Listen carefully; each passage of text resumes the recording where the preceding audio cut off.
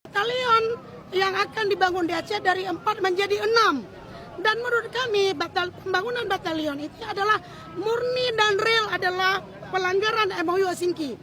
Sebagaimana tertera dalam poin MOU Helsinki bahwa keberadaan TNI itu hanya boleh 14.700.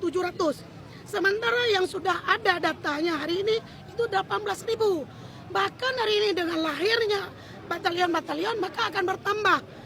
Apa urgensinya batalion itu lahir di Aceh sementara Aceh sudah dalam kondisi damai? Luka masyarakat Aceh itu belum sembuh. Dengan dasar apa batalion itu hadir?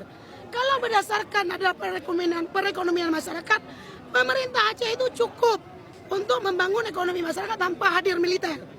Kemudian yang keempat adalah perkara Tanah Belam Padang yang sudah puluhan tahun dikuasai oleh TNI.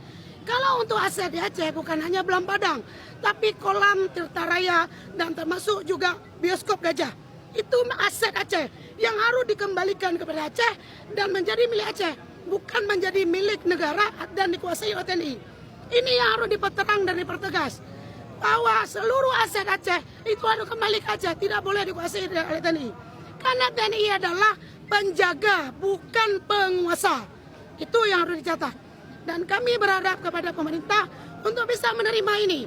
Dan ini jelas-jelas adalah sorotan kepada pemerintah pusat untuk mengklaim. Dan pertanyaan kami yang bahwa apakah MOU Helsinki ini masih berlaku atau tidak.